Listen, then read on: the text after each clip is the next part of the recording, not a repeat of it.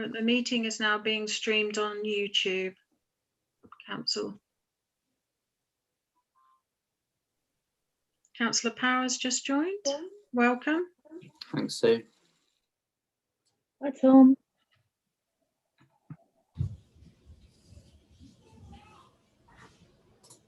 So we'll just wait for the rest of the attendees to come in, and then we'll commence the meeting.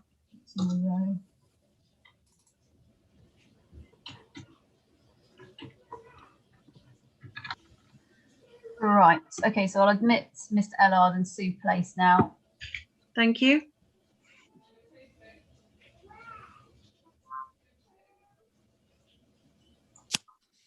Welcome.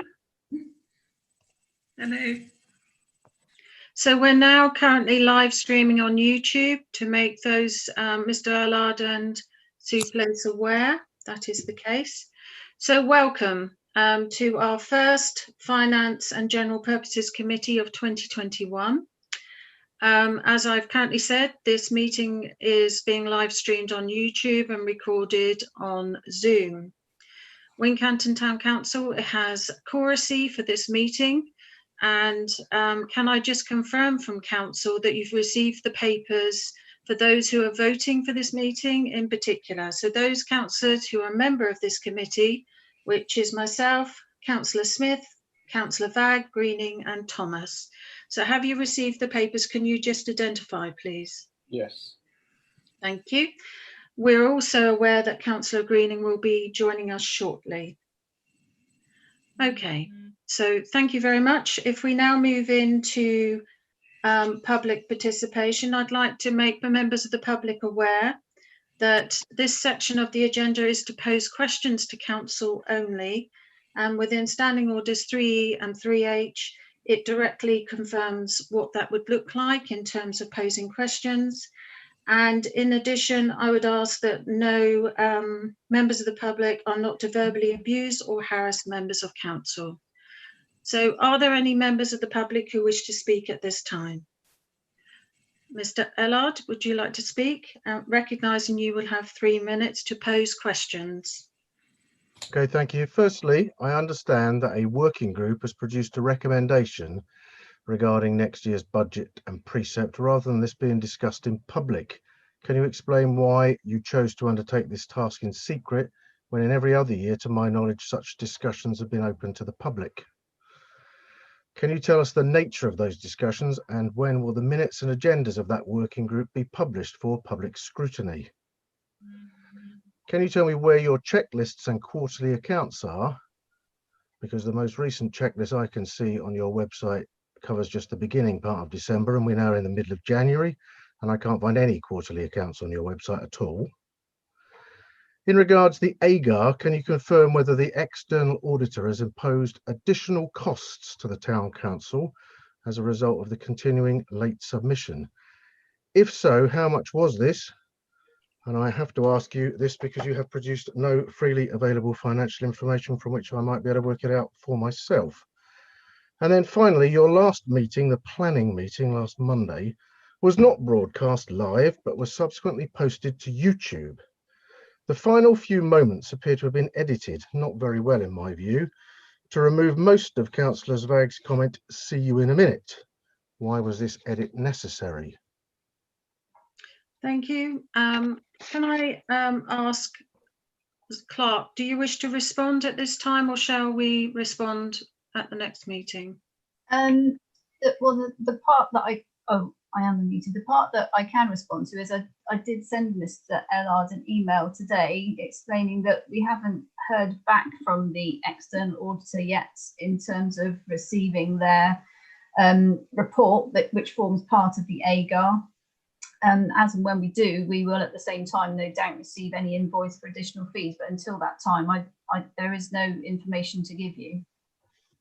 Madam Chairman, I believe that to be incorrect. I believe you already know that you have been levied some extra fees. Right, I think you've received a response from our clerk. I would ask that if you require any further information, having had our clerk respond to you today, that you do so by putting that in writing to Council and indeed to our clerk in the first instance. If there's no other public participation, I'd like to move into the agenda, please. So point 1 on the agenda is apologies. Do we have any noted apologies? From Zach being late. Councillor Greening said he'll be late, but he is expected to attend. No other information to be provided at this time, so thank you for that. Point 2, declaration of interest. So members of council declare any interest they may have in an agenda item that accord with the requirements of the council code of conduct. So are there any councillors in this meeting who need to declare an interest in our agenda tonight and the business of the agenda tonight? No, I can see no councillors raising a hand, so I take that as no further declaration, and no declaration needs to be declared. Point 3, councillors would have received, as part of the meeting pack, the financial regulations approved on the 7th of December 2020. This is for the Finance Committee to note that we now are working to new financial regulations. Can I ask that everyone, with a show of hands, raises those to say if they've received those new regulations, please? So of those attending the call, myself, Councillor Shelbourne-Bagg, Councillor Thomas, Councillor Vagg, Waters, Tudgay, Ralph, Smith and Power, I believe you put your hand up, didn't you, Councillor Power, have received and note that we are now working to new financial regulations. And these will be, if they're not already, loaded onto our website under the legislation tab for members of the public to access if they wish. So moving on, if there's nothing else, Clerk, you wish to say about that? No, but I'm just going to admit Councillor Greening now. Thank you. So we'll wait a moment for Councillor Greening. It's now 19:06.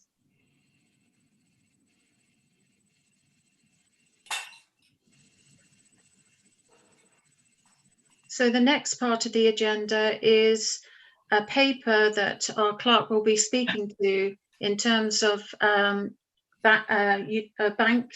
changing bank, potentially changing bank and the benefits to that.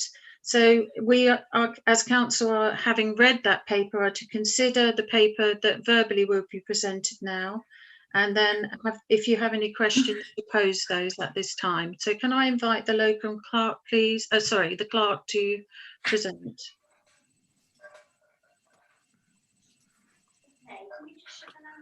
Okay, well, hopefully you've all read the report, so I'll just summarise it for the purpose who may not have done. You'll know that currently the town council banks with NatWest.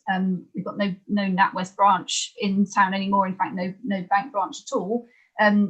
So it would seem like an opportunity perhaps to think about switching banks. We can pay in and cash and cheques at the post office at the moment. As we just noted, you've got these new financial regulations now based on the model NALC regulations, which enable the town council to sign up to online banking. I've listed there the various benefits of online banking. Basically, it's faster, payments being made more promptly, and it's more efficient for us in the office because we can access bank statements and look at balances and so on as and when we want to. So I gave a lot of thought to other banks. You know, there are all the high street branches, you've got your Barclays, you've got your NatWests, and they pretty much offer similar services in terms of online banking. So I thought to myself, well, let's speak to some other clerks, and I happen to know that a couple of clerk colleagues locally that have either have or are in the process of switching to a bank called Unity Trust, which is one of these banks that that has more an ethical focus rather than a profit-making focus. So of course they do make money, but they reinvest that into community projects. And indeed also the Society for Local, the Somerset Association of Local Council Banks with Unity Trust. And the Society of Local Council Clerks website, they have a forum there, and very many people there are switching to Unity Trust as well. So I did do a little bit of internet research for an independent review of Unity Trust, which I put into the report there, which hopefully you've read. And then I've gone on to give some information about the sort of features of the bank. So it's online banking 24 hours a day, telephone banking during office hours. We can still pay in cheques and cash at post offices. You get a checkbook and a paying in book, as you would expect, but your bank statements you can have online. The Unity Trust obviously serves a lot of town and parish councils, so they differ from the high street branches in that they understand the kinds of financial regulations that we have to have. So they can be, you can set up 2 signatories for authorising payments and direct debits and everything, and each person that has access to the accounts they can either just view the accounts, or they can view the accounts and set up payments, or they can view the accounts and authorise payments, or all 3 of those things. So I'd be suggesting to you that the clerk and the deputy clerk can view accounts and set up payments, but not authorise them. And then the signatories on the accounts, the councillor signatories, would be able to view accounts and authorise the payments rather than setting them up. So that way we'll be fulfilling the requirements of our financial regulations. There is a small charge of £6 per month, which is payable quarterly for the bank account, plus 15 pence for each credit or debit transaction.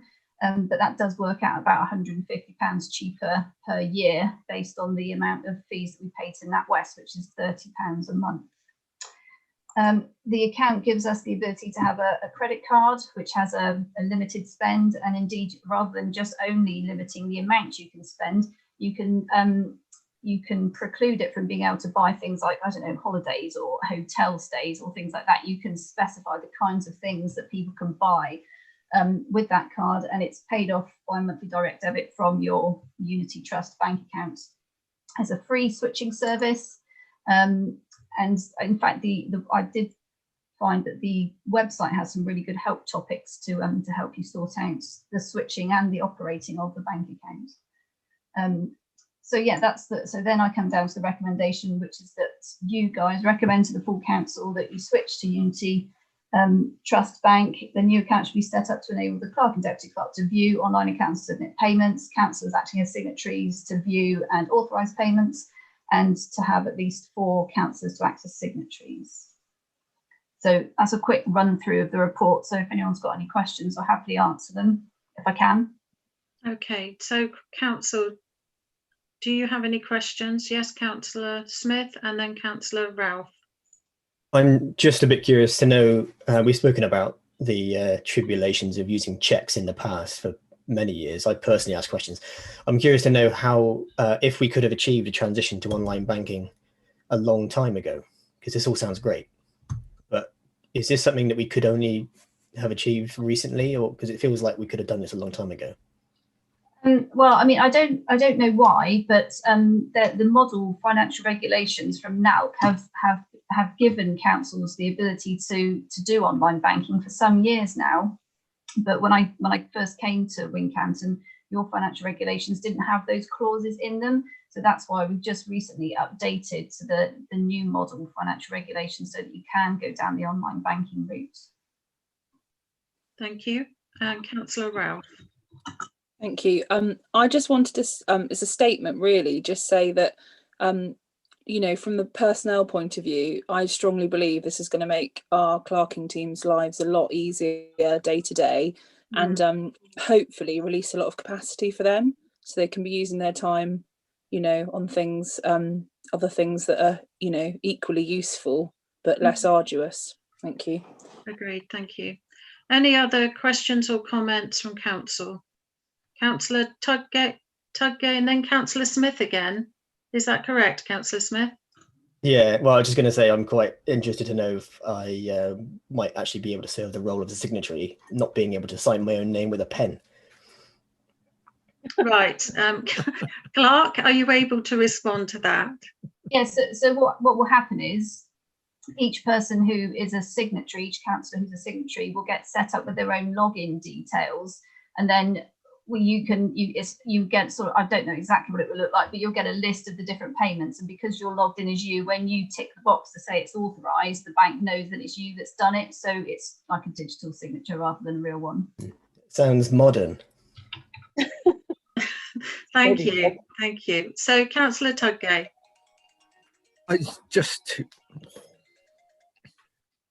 You're right.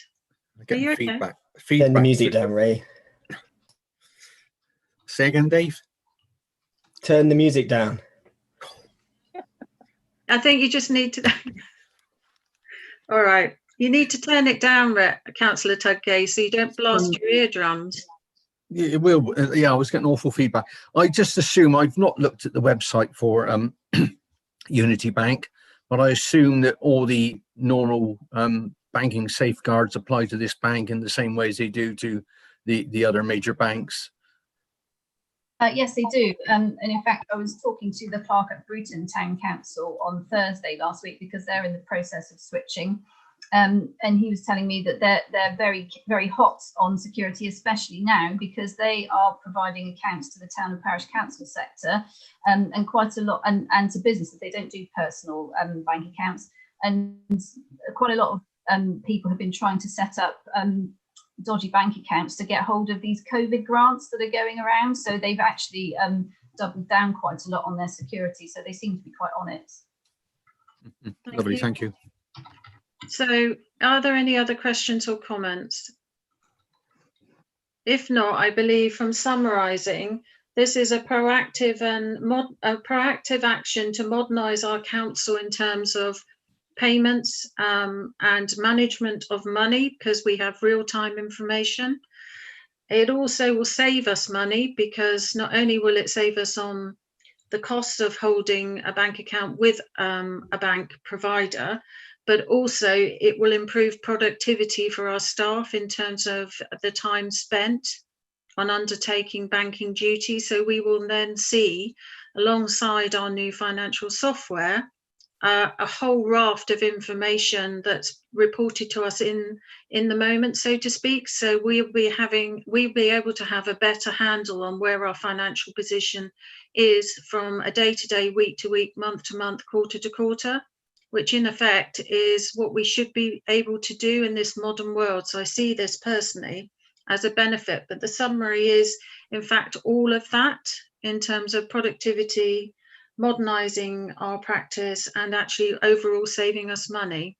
So with that in mind, of those that can vote, and I remind those who can vote, it is Councillor Thomas, Greening, Smith, Vag, and myself as chair can vote. And can I then ask Clark, do you wish us to go through the normal process of proposing and seconding? Yes, please. So I propose that we support this report and moving to this new provider for our banking, so we can then modernise the council. So that's my proposal. Do I have a seconder from council? Councillor Greening, and a vote from all those that are able to vote today, if you're for. So for is Councillor Greening, Smith, Vag, Thomas and Shelbourne-Barrow. And that is, I understand, unanimous from our membership. Thank you.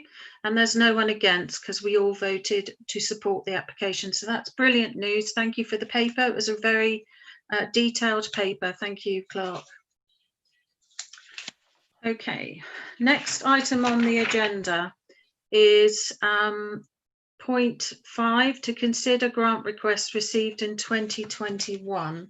So council would have received in the papers details of the grants that have been received, and in addition more detail in terms of meeting our governance for each of those grants. So can I invite the locum clerk, please, if you wish to go through the grants we've received?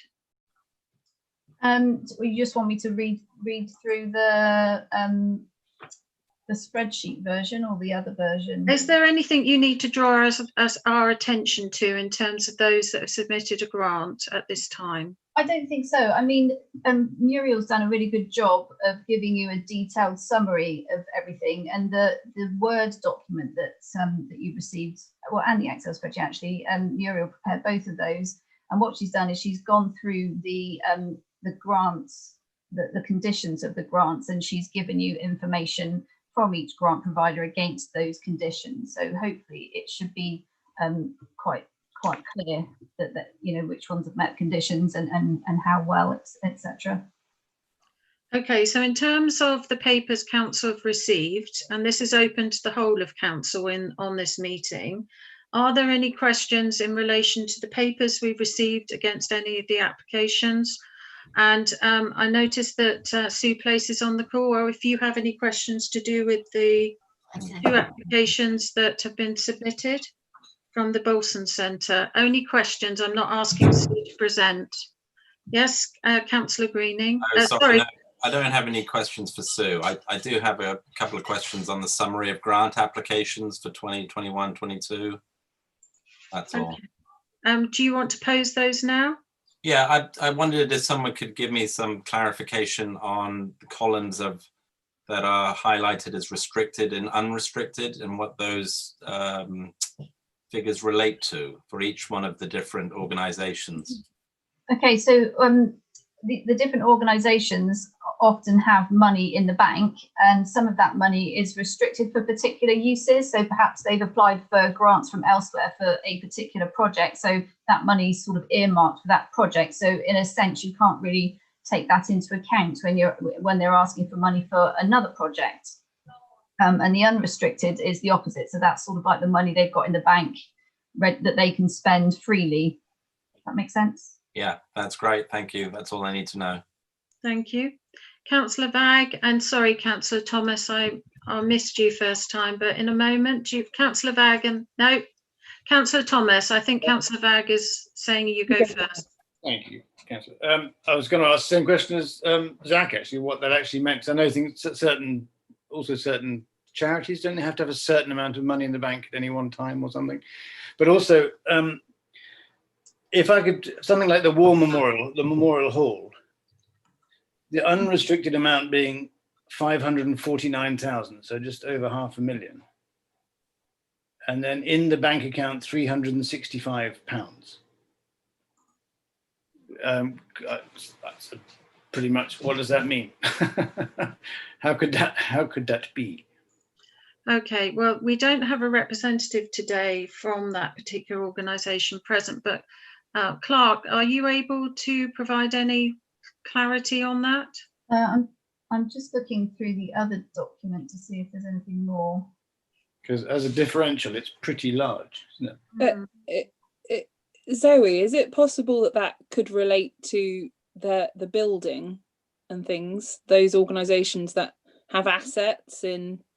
Yeah, you would expect an organisation that had buildings to have larger amounts of reserves than another building. And I mean, I'll be honest, I don't really know the answer to that question. Clark, would you mind if I invite Sue Place to speak? Because I think as a charity, she's able to provide some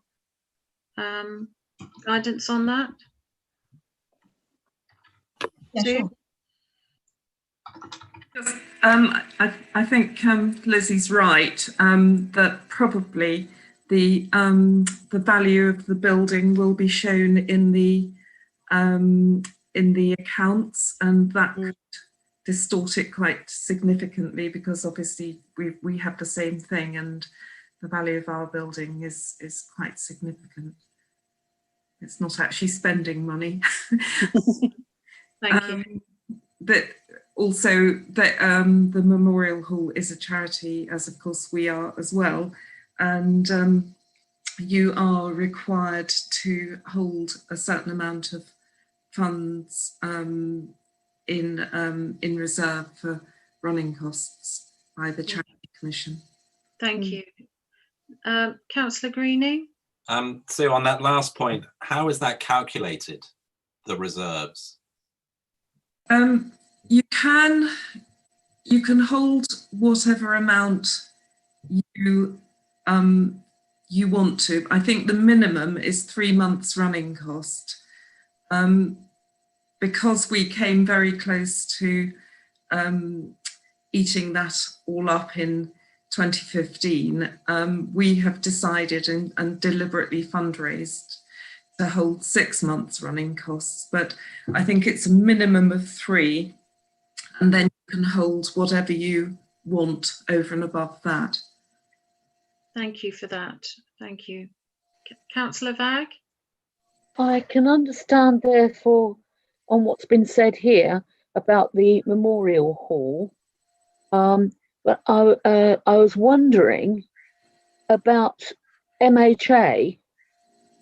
They are a charity, but they don't have premises as far as I'm aware.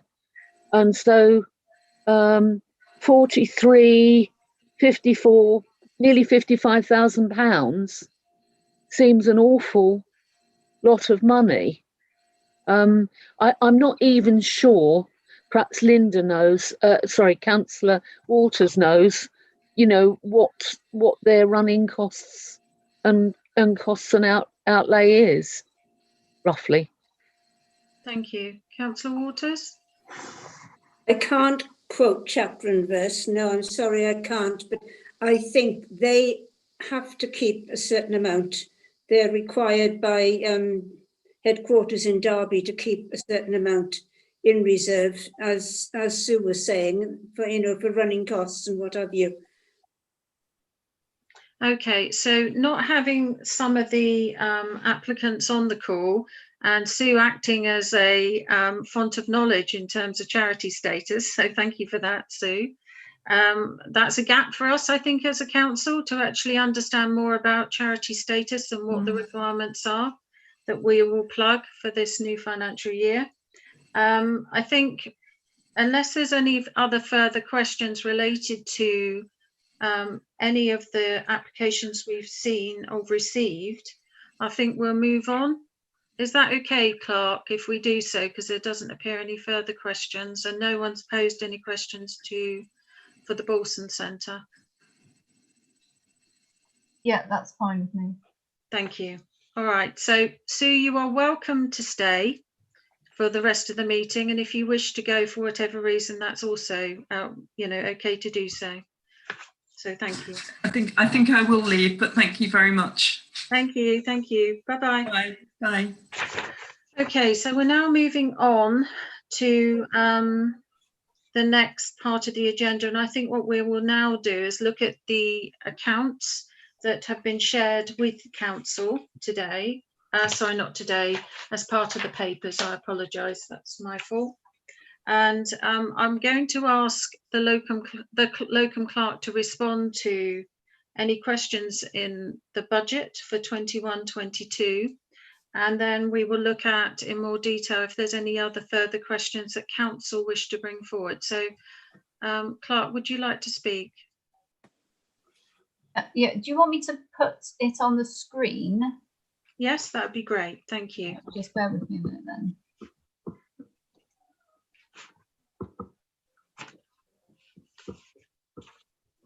So I'm just going to share the screen now.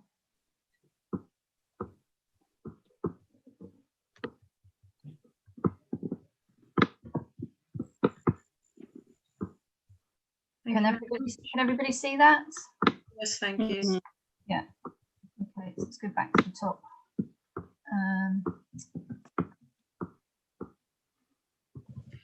Okay. Now, council, before we move on, because we've now shared a screen, if you wish to speak, can you not only put your hand up, but actually say you wish to speak, because you're hidden under the spreadsheet now for most people's screens. So just to make everyone aware. Okay, Clark, sorry, apologies for interrupting you. No, that's fine. Well, again, hopefully you've all had a chance to look at this draft budget, which is being recommended to you as a draft by the governance working group. So just to explain the way this is laid out, we're looking at income at the top.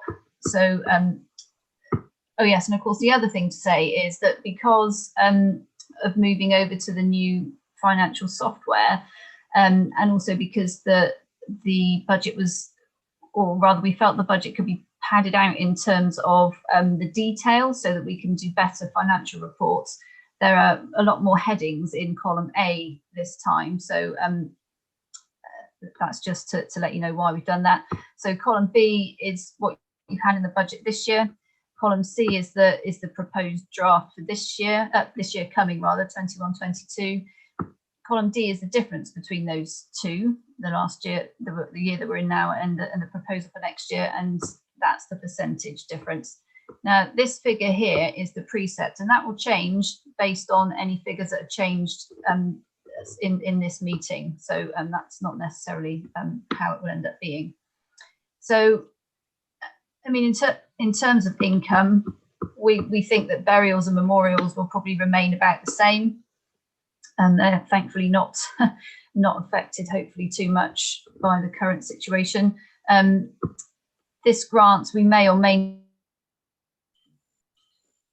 not get it this year, next year rather, we're not really sure at the moment, so we've left it out in case we don't get it. Rents, you get £25 a year from the cricket club. We're saying if you didn't get any rent this year from the town hall, and judging by the COVID situation, you probably won't get any next year either. And the Kell Park building rents, that's the budget for last year, and that there's no plans to change that as far as I'm aware. Allotment rent will remain the same. No plans to put that up this year. Interest on the different accounts. I mean, this is quite rudimentary. It's probably more likely that we'll get less interest than that on the current account and more on the others, but it's just for the sake of getting £100 in there, because that's what you had in your budget for this year. We're sort of saying that you're probably not going to make any tourism sales this year, or it's probably a bit risky to think that you might do. So we've taken that out this year. So that leaves you with these totals. As I say, they could change.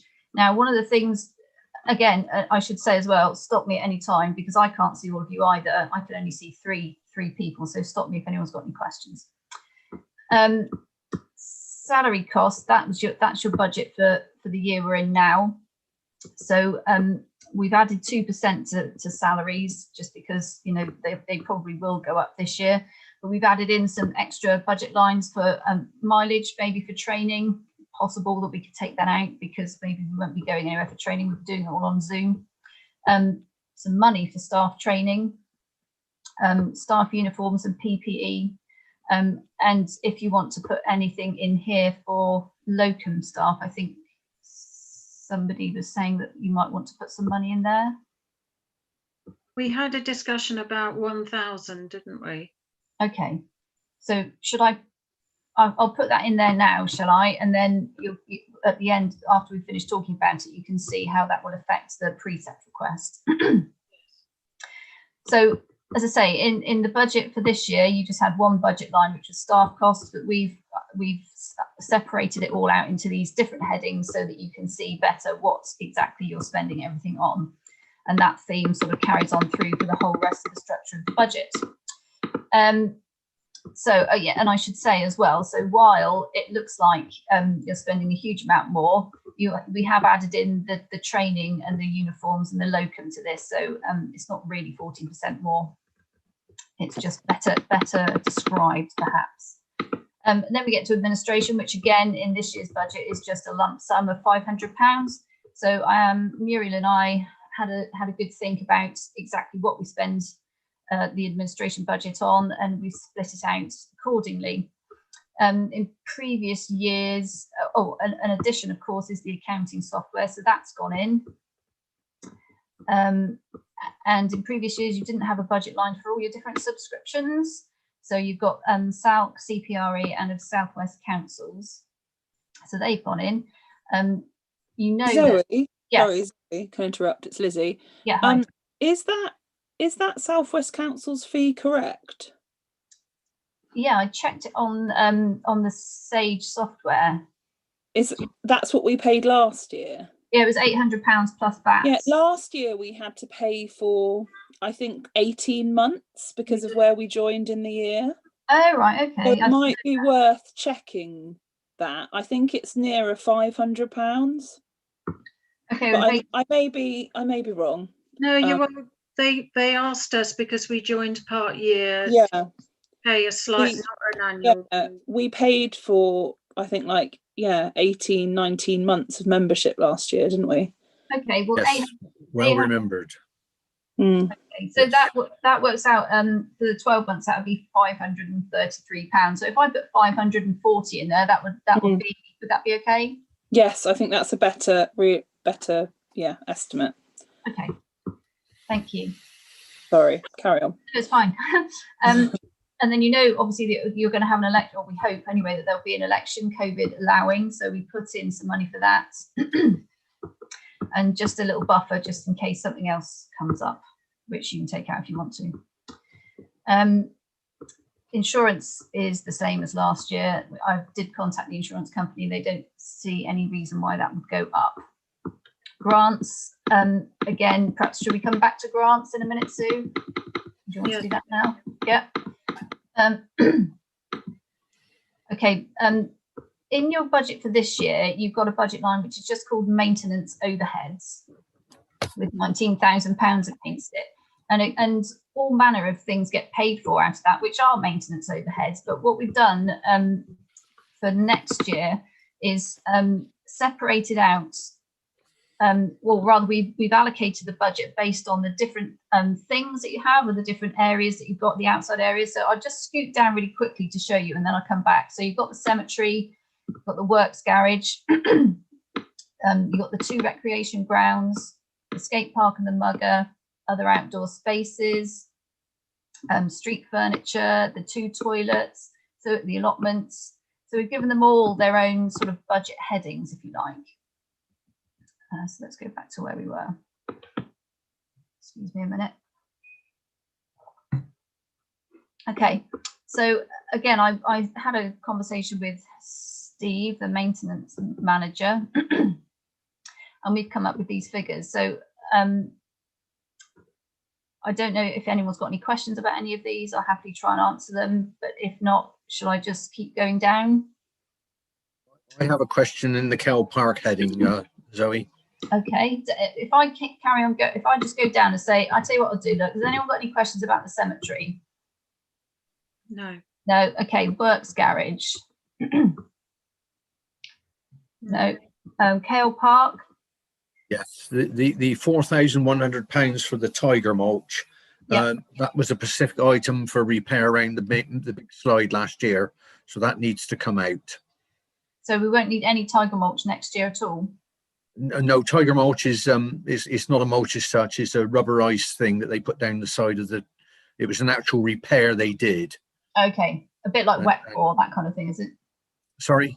A bit like wet pour, that kind of thing. Yes, that's quite right. Yes, okay. Yes. So that can come out. Okay. Anything else for Kale Park? Well, as you know, I do have a query about the amount of benches, bins, fences and gates we've budgeted for. Mm-hmm. I really do feel if you look at over the cemetery, Kell Park, Penview and General Street furniture, I think we've over budgeted on both the fences and gates and bridges and the bins, to be quite honest with you. So do you want me to go back to cemetery then? Well,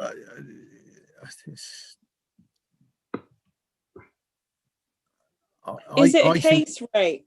Sorry, is it a case, Ray, of because we've separated that out across areas rather than looking at it that we've sort of overestimated? Is that what you're saying? Yes, I think that's what it is, Lizzie. Yes, that's exactly my point. If we'd looked at a previous budget, we would not have anywhere near that amount.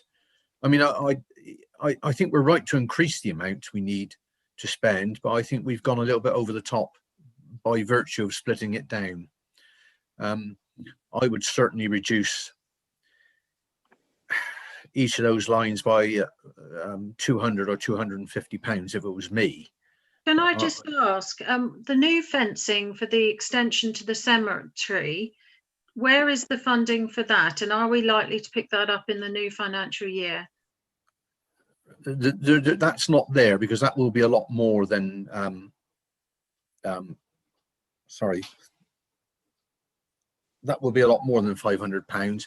I personally don't think we're going to get ownership of that land in the very near future, so I don't think that's necessarily a consideration.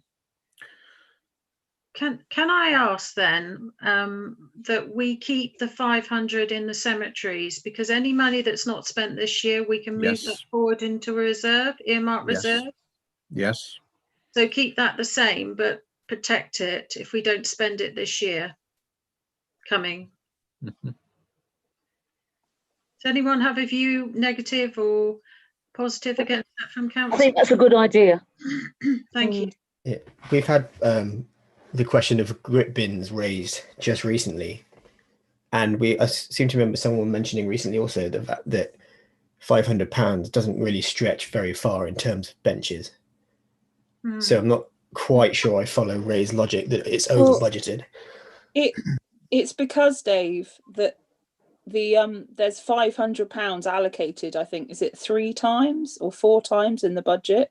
Yes. In different areas of the town. So I think, yeah. You're saying it's backing up? Yeah. And we've considered those each in point then. So if we're leaving the 500 in the cemetery cost, can I just, if we're earmarking it for fences, benches and bins, Clark, does that mean that we can pay for it against any bench, bin or fence in the town? Well, if we put it under cemetery this time. With the budget lines, that what they are is that you're setting it up as your best guess based on all the information available on what you think you're going to spend. If it turns out halfway through the year that you're not going to have any benches or fences or bins at the cemetery, but you want more at Kale Park, then all it means is the council has to resolve to shift that money from one budget to another. It's quite a simple matter. Okay, thank you. Shall we move on and leave the cemetery area now, or do you have any further questions, Councillor Tudgay? Not on the cemetery, no. I've got some more on Kell Park. Okay, thank you. Go on then. Well, again, we have replacement pay equipment, £4,000, and a long-term maintenance fund of £2,000. Disappeared. Sorry, I just thought I'd better save this as a different version. Otherwise I won't know what it changed. That's a really good idea. Thank you. So you're saying you've got 4,000 there for replacement play equipment. I would have thought, again, it's a relatively new park, and whilst we should put money away for, you know, future replacements and maintenance, I would have thought, again, if you add the two together, £6,000, I personally would have thought, again, that's over budget. So the thing we can't see here now, if I just make sure I'm on the right lines here, because I think I've misunderstood part of this. We can't see on this screen what has already accumulated in these pots from previous years, right? So that's correct, Dave. We would have to know, for example, it's all very well saying £4,000, but if we've already accumulated 20 grand because of the previous years we didn't need to spend, we're actually not considering that right now, are we? We haven't, Dave. No, I presume not, but. Okay. Well, yeah, all right. I think the key for here is this is the first budget that has detailed down to the minutiae everything that this council may need to enable our equipment, what we provide to residents through Precept to be kept in high quality or good quality within the maintenance plan. And I think what we need to do is if there's any monies that are left over in this new financial year, then we will be putting those into an earmark reserve going forward, which also hasn't happened before. So we're actually building up to save potentially in the future. What are you actually asking for, Councillor Tudgay? Are you asking for one of those sums to come out other than the 4,100? I would, if you add the two together, I would like to see that reduced by 50%. So whichever way you cut it is, you know, you could make the top line 2 and the bottom line 1, or any combination. But that's just my view. Okay, Clark? If I just wanted to say that the rationale behind having a long-term maintenance fund, particularly at Kell Park, because all the equipment pretty much went in at around the same time, is that at some time in the future, it's possibly logical to assume that all the equipment will need to be replaced, and that's quite a large amount of money. And of course, there are grants and so on, but the idea was to make sure that this won't be spent next year, but at the end of next year, it will be put into an earmarked reserve so that you can be saving up some money to go towards replacing the equipment as and when it needs doing. And I say, Steve did think that this would be an amount that might be needed for things this year, but I think if we were to reduce any, it would be this one. Perhaps there were some things we wouldn't maybe need to replace this year. Well, I keep saying this year, I mean this year that we're talking about. Yeah. So are you saying we reduce by 1 or 2,000? Can we have a compromise and take £1,000 out of the top figure? Yep. That sounds a reasonable response. Should I do that then? So make that 3,000? Yes, thank you. Okay. Is there anything else on Kell Park? Other than my comment about the benches and bins? Can I ask the other costs? Shall we remove other costs then if we're keeping in benches and bins, for example? Shall we move other? Because we can change. Yeah. Are you happy with that, Council? Yeah, it makes sense to me. Okay, let's remove other costs down to 0, please. Thank you. Okay, shall I move on to Pen View? Please. Okay, so there are some items that do need to be replaced at Pen View, and that's how much Steve thinks it will cost to replace them. But if anyone's got any questions about the rest of it, I'm happy to take them. I'm not sure that we've got any fences, well, no gates and bridges up there. Not much in the way of fences too. We have gates, Vicky, and fences. We just don't have okay. No bridges. No bridges.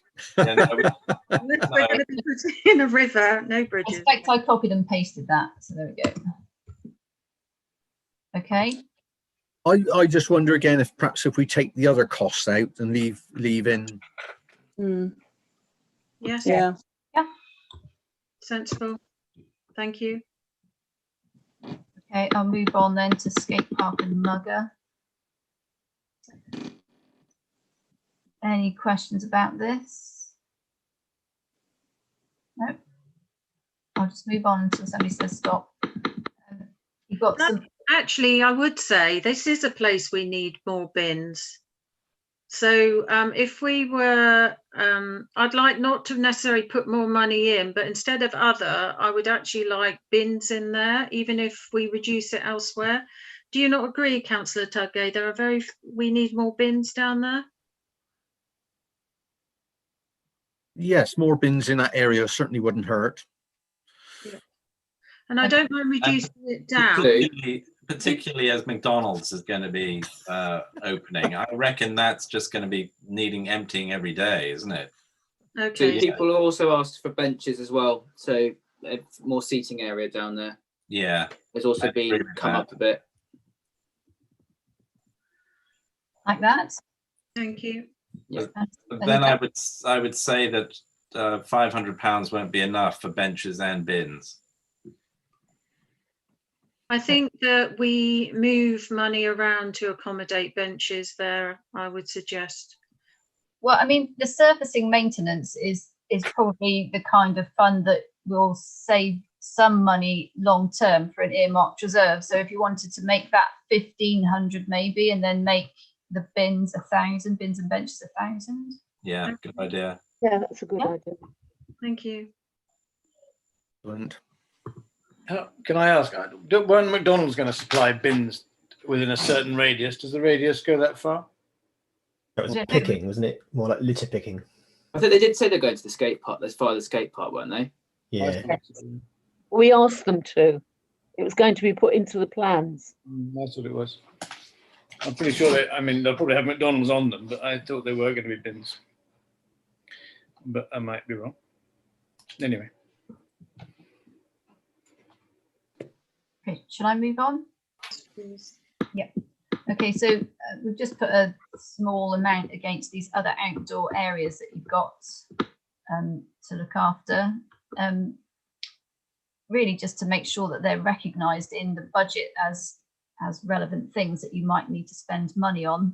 But if you wanted to adjust these amounts, then that would be up to you. So when we talked previously about this, we've talked about it would be for strimming and general sort of maintenance of the area. Does anyone have any views about reducing or indeed increasing it? Well, we've got the various environmental groups working in at least 2 of those areas, and planting bulbs, trees, etc. I'm not sure how much we will be required to do. They definitely don't want us strimming down their bluebells or daffodils or whatever. Maybe just a nominal 100 for each of those, because I can't think what there is to spend there. Can I ask Councillor Greening for a view on that, please, and Councillor Tudgay, just to make sure we put in the right figures?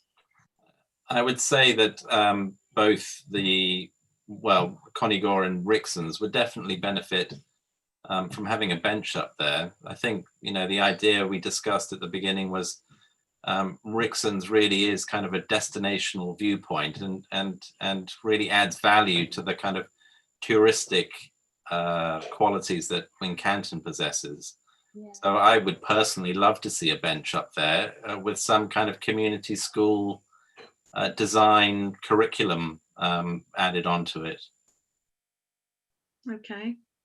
Any other comments? Sorry, just to kind of punctuate, therefore, I would say that to fulfill that criteria, providing you all agreed, those figures won't come anywhere close to fulfilling that objective. Right. How much is a bench? Isn't it dependent on what the bench is? Yes. What it's made of. Can we not get sponsors for benches? Possibly. Yes, I mean the community grant fund that SSDC offers, that's certainly one of the grant opportunities that's available to us. Yeah, crowdfunding, all of the above, that could be fulfilled. But I think you probably want to, if you're going to do that, then you have to have what's the term? Seed funding. So if you say a bench costs you anything from £750 to £1,000, then the council grant funders obviously want to see a commitment from town council. So I would think it would be safe to say put Rixon's and Conigore, change those to 500 each. And the picnic area? Leave that 250? Yeah, well, there is currently I don't believe there are any picnic tables there, are there, at the moment? No, they were damaged and therefore removed, and they haven't been put back yet. It's my understanding that they were a bit of a magnet for antisocial behaviour, but that's just hearsay. I would like to see that item left until such time as we get the open spaces up and running. And then we can discuss, because as Zoe, the clerk, has correctly said, they were considered a magnet for antisocial behaviour, and I think we need to sort of, if we're going to put benches there, we want something a little bit better perhaps than what was there, something that will stand up to some wear and tear. So I would leave that for the time being. So are we increasing 2 of those to 5 and leaving the picnic areas 250? Chair, I don't know. I was just going to say that this budget is about priorities for me, and I don't want to be increasing the council tax or significantly, or having to draw away from other areas. So, not that I have a problem with picnic benches, but is this a priority for us in the 12 months we're talking about? So difficult. Can we leave it as that now? And what we'll do, Councillor Ralph, is at the end, this area and any others related to spend that we could restrict down to zero or close to zero, we will consider at that point when we've got a percentage at the end. Is that okay? Yes, thank you. Thank you. That'll be good. Thank you. I'll make those yellow to remind us to come back to those in a minute then. Thank you. Okay. The play equipment inspection, that's how much it costs each year. So that's a bit of a, can't really do much about that. And then general street furniture is about all the other places around the town where there are benches, bins and grit bins and the grit to put in them. So I don't know how you feel about those. Can I invite councillors to speak? As I understand, the grit is meant to be provided by the county council. I think we sometimes have to have some emergency supplies, but generally speaking, we're supposed to tell them and they come and fill them up. That is the case, but only where grit bins are on adopted highways. They won't fill bins that are on unadopted highways. So the town council would need to provide the bins wherever they are, but the county council only refill them if they're on adopted highways. I think I'm happy with leaving it as £600 because obviously I agree with what the clerk just said, and I was actually talking to a resident about this today, and I think we are going to have in the short term to do something about the unadopted highways, but I want that to be a short-term plan and the long-term plan to be sorting out their adoption. So I would propose leaving it at 600 for now, which will get us over this short hump, hopefully short hump in the road, and then we can have a longer-term plan. That would be my proposal. How much is a decent-sized grit bin?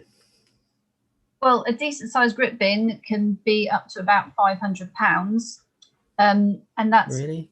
Yeah, and that's fine if it's on an adopted highway that the county council can fill. But as a town council, we would struggle to fill a large grit bin because we don't have the right, heavy equipment to actually fill it from the back of the vehicle, so to speak. We would have to purchase the grits in bags that can be lifted by a person and then emptied in, which you could use about 40 of those 25-kilogram bags to fill up a large grit bin. So if we were going to spend 600 quid, it's not likely to be on bins so much as grit. No. Yeah, it'll be on grit, Dave, to sort out this winter. Not this winter, sorry, next winter. But yeah. Okay, so what I suggest is we leave it as it is for now. We highlight it as yellow, but I do think we need a plan working with highways to actually move forward the adoption of these roads if we have any influence whatsoever. And in fact, it is highly likely we have no influence on the adoption of those roads, but we can actually have that conversation. So can we leave it as it is, and then we'll come back to it if we need to. So we're making grit yellow to come back to, yes?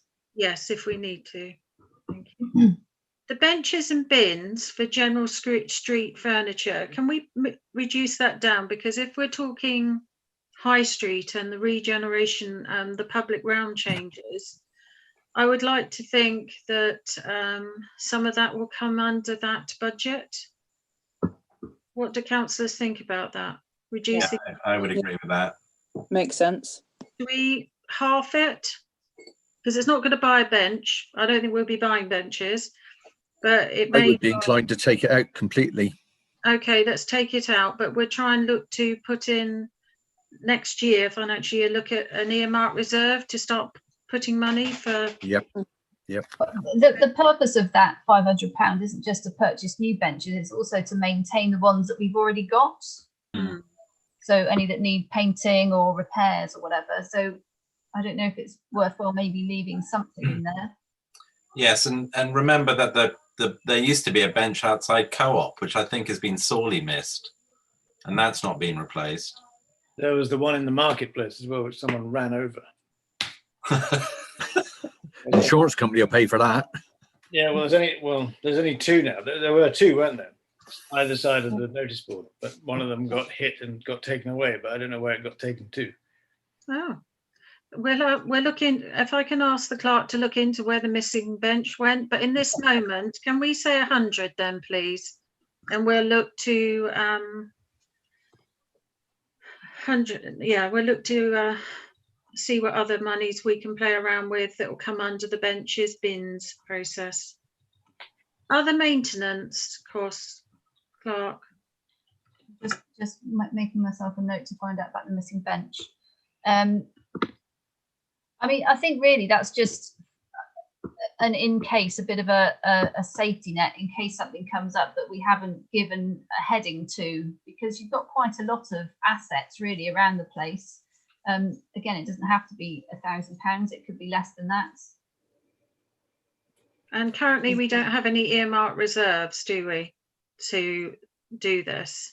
So if we left this in, it would, if we did have any maintenance, didn't spend it, it would be going into an earmarked reserve for the future.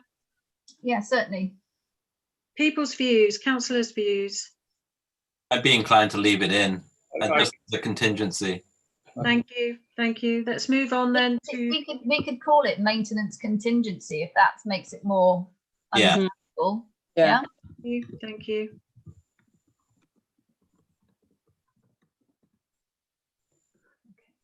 Okay. Moving into our 2 public toilets. So.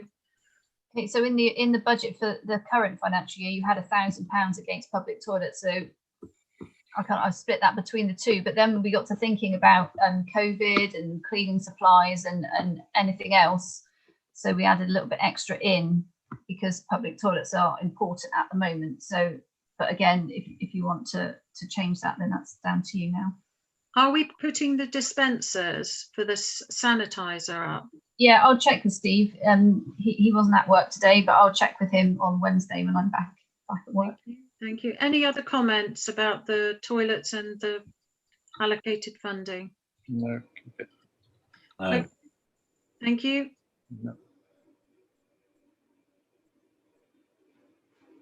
Okay. Allotments. So I spoke to Steve and he said the biggest thing that you ever spend money on the allotments is fences and gates, but it turns out that actually you spend quite a lot of money on water as well, and that's how much it is for the insurance for the site. So I think that's just a bit more of an accurate reflection of how much you spend. It's only £216 more than the 1,000 that you had in there for this current year. And does that cover the charge for the allotments? Does it equate out?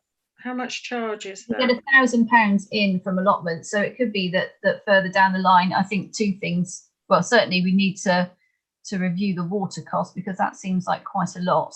But I just had to base the figures on the information that was available from Sage. Okay. So again, that's a further investigation on how we manage water at the allotments more effectively due to waste. If there's no other comments, we'll move on to tree maintenance. Okay, so in the budget for this year, you got £4,500 for tree maintenance. At the governance working group, it was felt that could come down to 900 because the inspection is due this year, but we haven't spent very much out of this year. I think there was still 3,000 and something left. So that amount of money from remaining in the budget for this year can be set aside as an earmarked reserve to go towards any maintenance work that might need to be done next year. I would agree with that. Does council agree with that? Any other comments? Thank you. So an earmarked reserve for the money that's not spent in this financial year. Okay. Then this new grounds maintenance equipment, that's for things like strimmers and all that kind of business. So Steve gave me a list of the equipment that is going to need replacing quite soon. You had 3,500 in the budget this year. Not all of that would have been spent, so it's been reduced to 2,500 based on the list that Steve's given me, and including any residual money from this financial year. Any comments? You're right, Councillor Tudgay. Okay, thank you. Do we have to buy our own equipment in each case?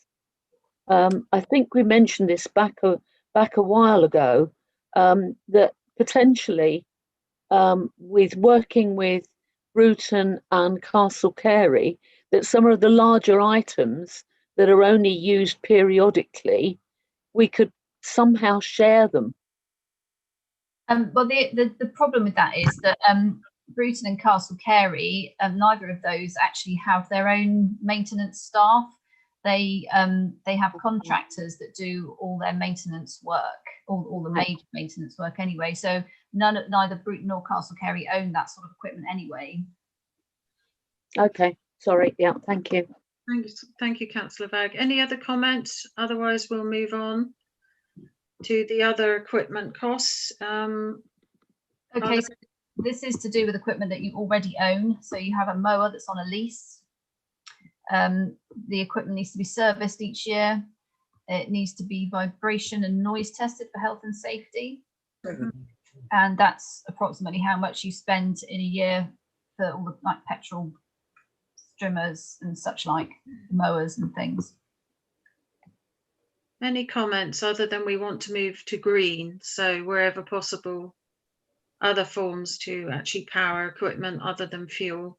Yeah, what I would say is that you didn't have the fuel was just one lump before, whereas now I've split it across. So for example, here and on the van, which are two different things. So that's why it looks like you're spending quite a lot more, but most of that is just a more accurate reflection of the costs of having your own equipment. Thank you. If there are no other comments against that, bearing in mind the time, it's 6 minutes past 8. No. Okay, the van didn't have its own budget heading in this year's budget, so I've made one for the van. So I've gone back through the costs in the previous year, and this is the figures I've got. So so Clark, where did the money come from then in the budget before that? I'm guessing it probably came out of the thing that was called that 19,000. What was it called? Maintenance overheads. Okay, thank you. Got to. Where's the van gone? Sorry. There's the van. Okay. Now then, you had a budget line in this year's budget, £8,000 for town hall and community office. I don't fully understand why there was £8,000 in there, but that's how much is spent on electricity each year approximately. And this year you said that you were going to spend £500 on tourism. There's hardly any chance that that's going to happen this year, so that's been taken out. It is of concern that we're spending such a large sum of money on electricity that we do need to understand in the new financial year. But budgeting against what we currently know is the only way forward until we've actually done a deep dive to understand what that is purchasing for us, what we actually using. So unless there's any comments other than we need to investigate that further, I think we can move on. I think the radiators in the town hall, aren't they electric? No, they're gas. Oh, okay, right. It is a large sum. It's like we're powering something else alongside our council lights. But in a way, it's quite positive because in this year's budget, you just had one budget line for electricity for all your buildings, whereas now when we're splitting it out, it's easier to see where things could possibly be improved. Yes, very good point. Thank you. Kell Park building, any comments related to this, please? I just explained, so you just had a lump sum of 1,500 and I've split that across these different more detailed headings this time. Christmas tree lights and decorations, the working group wanted to reduce that by 2,000.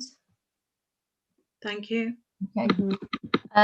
Again, in this year's budget, there was just a lump sum of £10,000.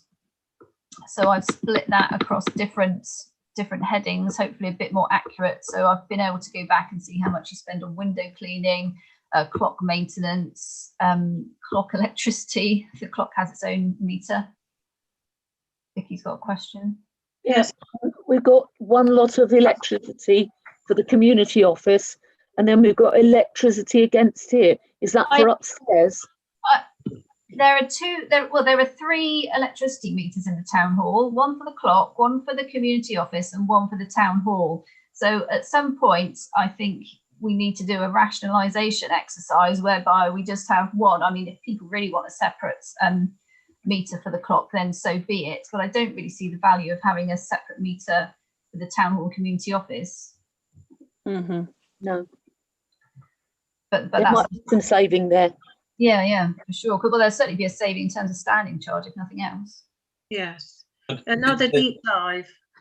Is it worth thinking in the longer term? You know how we've often had these conversations about possibly renting out the upstairs as a means of income generation. If that is implemented, do we then need a meter to serve that requirement?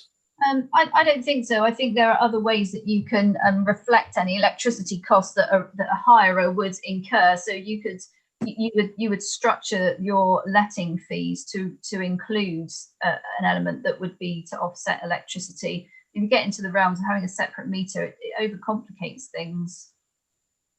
Thank you. That's my opinion. You know, that would be for you to decide as and when. Thank you. Okay, so if I just kind of scoot down here to the I bottom. have a question about the clock. Uh-huh.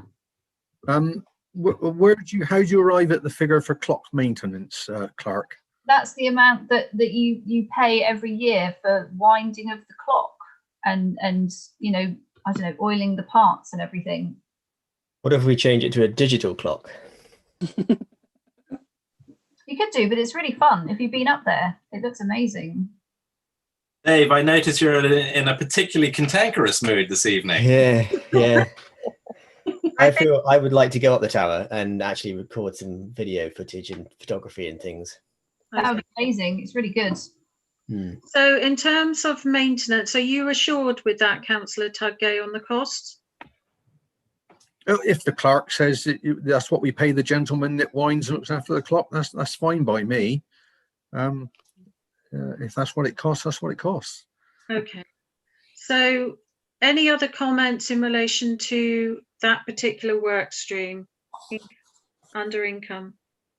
I would just say that although this is more, the part above town hall community office is significantly less, and I think just by splitting it out and having a bit more detail, you're able to save yourself a bit of money or reflect more accurately what you're spending. Okay. We've added a whole budget line all about health and safety. So PAT testing needs to be done every year. I think we need to do some work on our risk assessments. So it could be that we get some professional advice about that. And of course, we've got all this COVID-19 stuff with additional cleaning in the office. With luck, we'll be able to get back to the office sometime in the new year, but it will be with a much stricter cleaning regime, I would imagine. Okay, thank you. Can I ask a quick question? Who asked that? Sorry. Ian, Councillor Thomas, can I, for the risk assessments, £50, what will that get? Well, I mean, when I was at Castle Carey, there's they paid a woman who's based, I'm going to say Langport, but it's somewhere over in that direction. It might not be Langport, who's a health and safety expert, and if you pay her a certain fee, you can produce your own risk assessments and send them to her, and then she will look them over and let you know if anything needs to be changed, or you know, if you can do it any better. So it was just a nominal amount really to get a recognition in the budget that it's something that it's an activity that we need to be doing. Okay, yeah, no, it's good. Thank you. Can I just clarify something? Yeah. I know we haven't got a lift. I presume lift maintenance and repairs refers to the chairlift on the staircase. Yes, that's correct. Okay. So moving on, if there's no other questions, noting the time at 2014. Okay, so the working group felt that the mayor's events and expenses could legitimately be reduced, especially because we've got COVID at the moment and there aren't any events. Car park compensation scheme, we added 3% to that because although the agreement hasn't been signed yet, I think there was an understanding that it would go up in line with inflation. Yes. The loan is what the loan is. That's how much it costs. That's for the skate park, by the way. Community events, again, you know, what hope do we have of having community events? So being sort of positive about things, we put nominal amounts in against these three headings now, because before you just had community events, so we've separated it out into three different categories, but it's obviously a lot less than it would have been in a normal year. Thank you. I would like to make sure when we end this financial year, if there are any funding available that we can put in an earmark reserve for community events to actually future focus towards the latter part of this year, going into the new towards the new financial year post Christmas 21. Okay.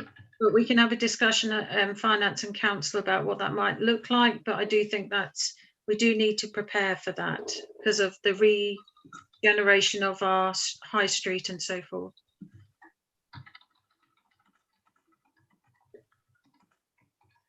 Okay. We're nearly at the end now. So, oops, gone too far. So then finally you've got projects. So the town initiatives reduced by 20,000 to 5,000. Did you want to elaborate on that, Sue? Yes, so this year we've reduced down the Town Initiative Fund because we now have a project and development coordinator, and one of the key parts of their role is to source funding for council and also to support our charities and organisations in the town to identify funding sources that they might be interested in and support them in that application. So the rationale for reducing it down this year is to enable the project coordinator to bridge the gap. And in fact, in this financial year, we have spent, we still have obviously Q4 to go, but we've nearly spent the whole pot in terms of allocating it to projects that have gone through the stakeholder group and through council. So worthwhile, and we'll get a report at the end of this financial year. So that's the reason why it's been reduced and why the project coordinator role is still there, to ensure, even though we're joint funding with the district council, that if the district council at a given point in this financial year coming chose to no longer continue jointly running the post for the 15 months, then we would be able to continue with it within council. Any comments or questions, Councillor Varrick? But what you're saying there is, if we're lucky, SSDC will pay half of that 13. No, they are paying. We had got an agreement for 15 months to jointly fund the post. However, it's reviewed at 6 months. If for whatever reason the landscape changes, we are able to continue with the post. Got it. Thank you. I'm not envisaging anything changing, but you have to be cognizant that change happens. Right. Moving on. Any other comments? Sorry. The Walk of Fame, we thought probably wouldn't be going ahead this year because of COVID. There's a chance that there might be a market coming up, a project for a market. So there's £1,000 put in there for that. And also there's reviewing and updating the neighbourhood plan. And that is the end. So sorry to be awkward. You're not being awkward. Is that Councillor Tudgay? I can't see you. I am being awkward. I do question the £1,000 for the market. What is the likelihood of a market happening in the first half of the year anyway, because of the COVID restrictions? We have a market that happens or was happening in the marketplace. We didn't put any money to that in 2021. I don't see why we're paying for a market in 21-22. Comments? However, it is part of our charter, Ray.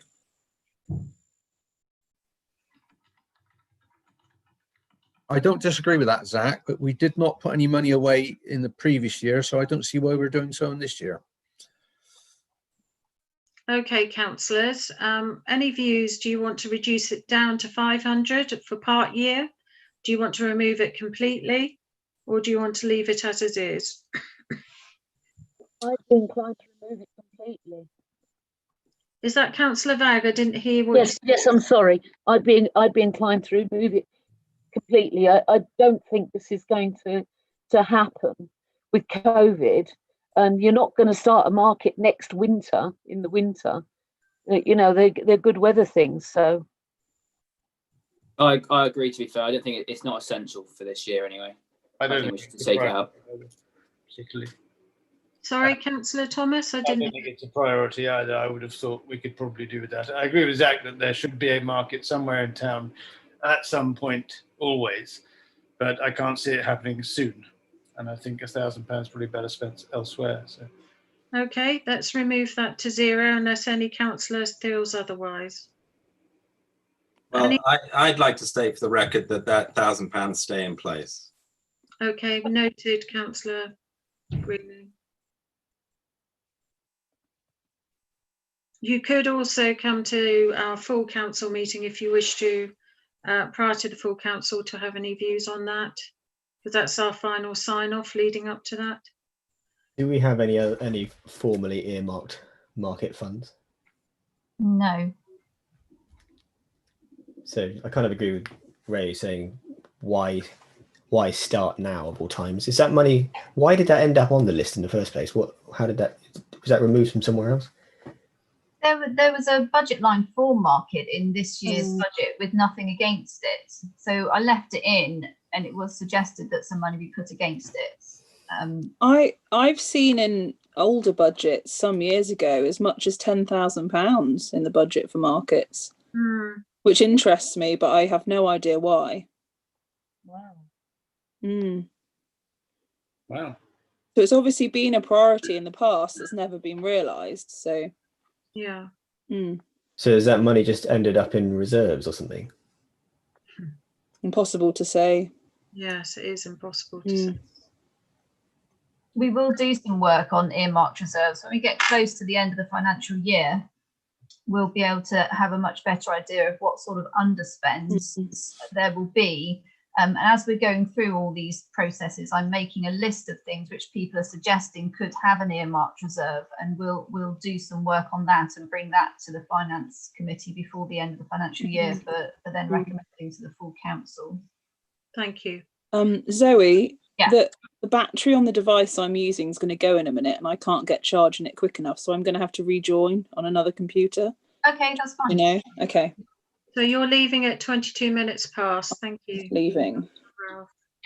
So in terms of next steps, do you want to go page down, Clark, and let's see. What I'm going to do, I'm just going to stop sharing a minute, and I'm going to before we do anything else, can we go back to these ones that we made yellow and see what you, or do you want me to just stop sharing and then recalculate what the precept would be based on what you said now? Yes, please. We'll go back. Okay.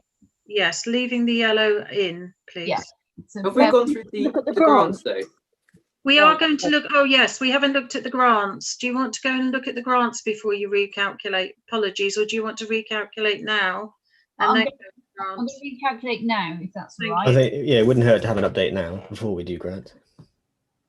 Just bear with me a minute. Thank you.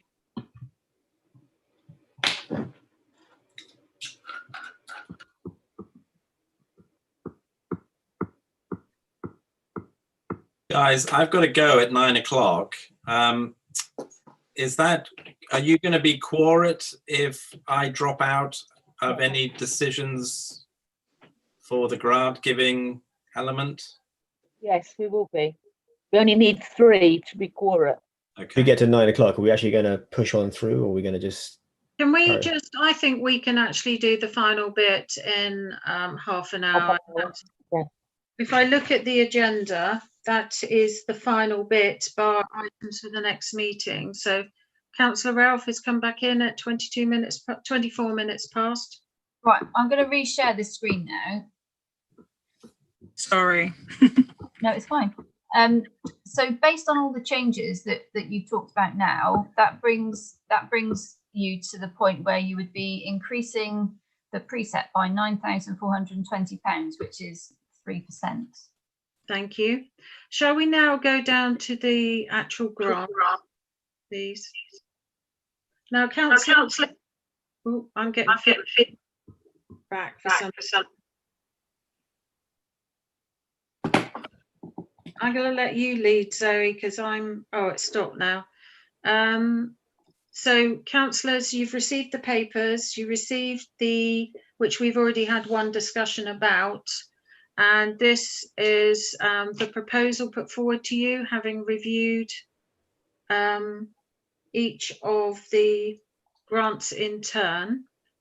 So can I then ask councillors for any comments against any of these numbers that are currently here? Should we start with 62, please?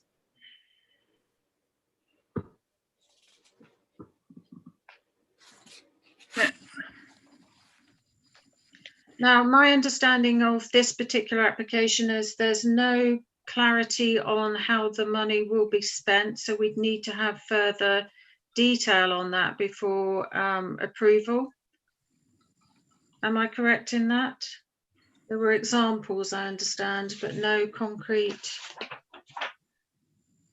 That's correct. Excellent. So any comments on that particular proposal as we speak now? Chair, can I make a comment about the whole grant process at this stage?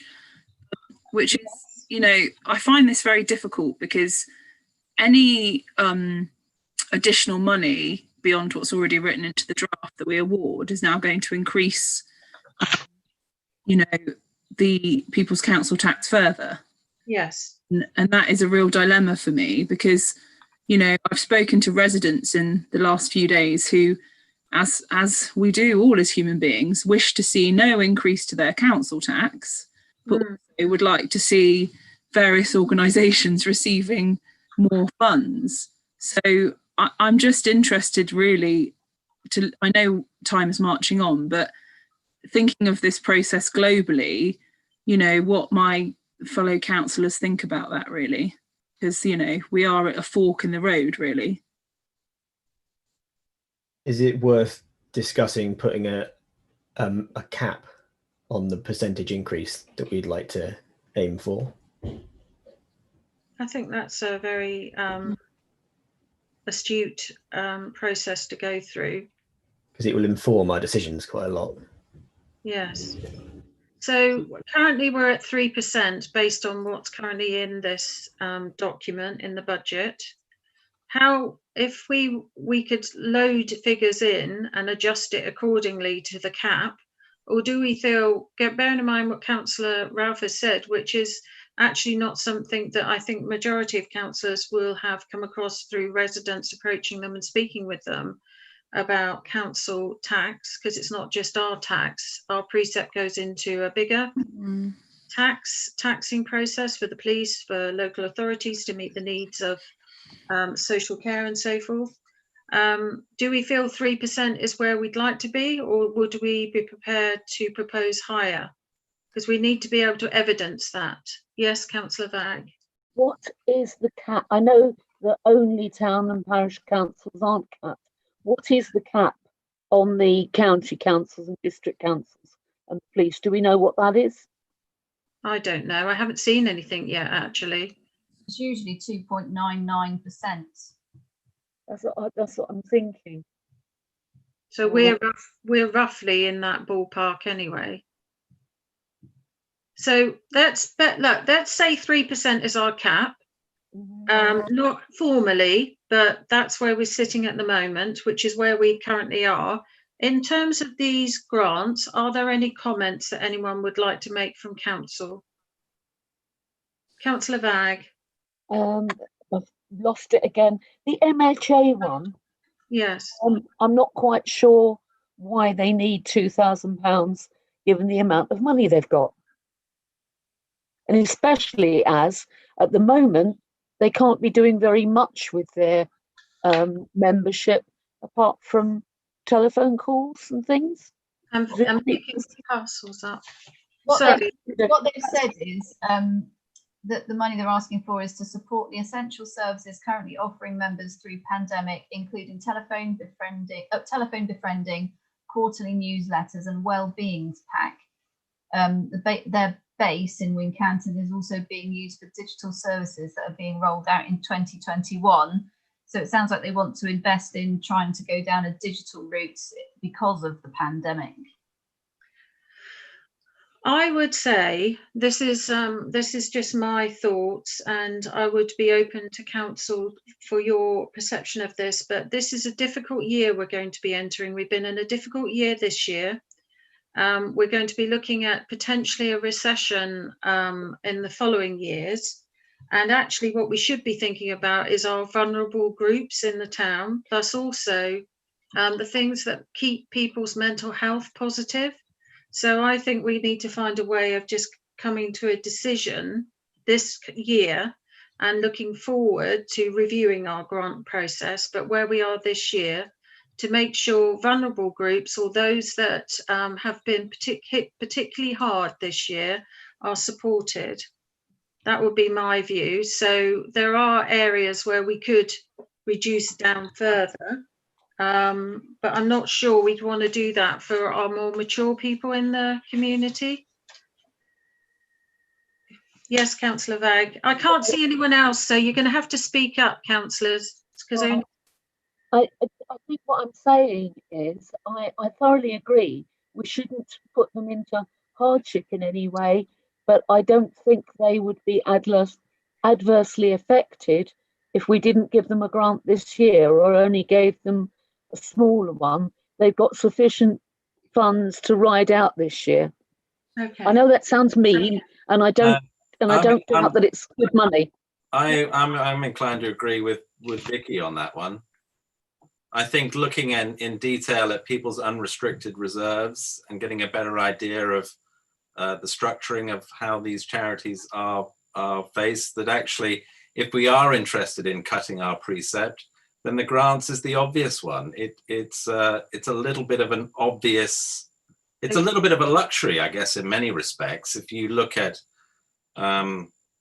it's a little bit like the arts, you know, your grant giving right across the board, all the applications that I've been putting in for grants, they're all demonstrating that their budgets have been massively reduced. And I think that we have to show a sort of, we've got to align ourselves with a national position. So shall we say 1,000 instead of 2? For the MHA community, South Somerset, instead of 2,000. In previous years, we have given 2019, 18 1,000, 17 1,000, 16 500, 15 1,000, 14 500. So are you comfortable with 1,000, or would you wish to reduce it further to 500? Yes, Councillor Vag? I'd go for 500 just for this year, and bear in mind when we're looking at it next year. And I don't know if Councillor Waters has got anything to say, because she knows more about the organisation. Yeah, I would suggest, can we please, if it's going to be reduced at all, can I ask for it to go to 1,000? I would support Councillor Waters in that. These are Chair, may I speak? Yes, I can't see you, so yes, please, Councillor Dugay. I am a little bit anti cutting this grant at all. Okay. When it's very difficult, and I share the concerns of everybody, and I understand Councillor Rolfe's a point about not increasing the council tax. The problem we have here in Wincanton is we are one of the lowest tax bases of comparable councils throughout SSDC. So we're starting from a lot lower point in effect. I'm a pensioner, I'm on a fixed income, so I fully understand.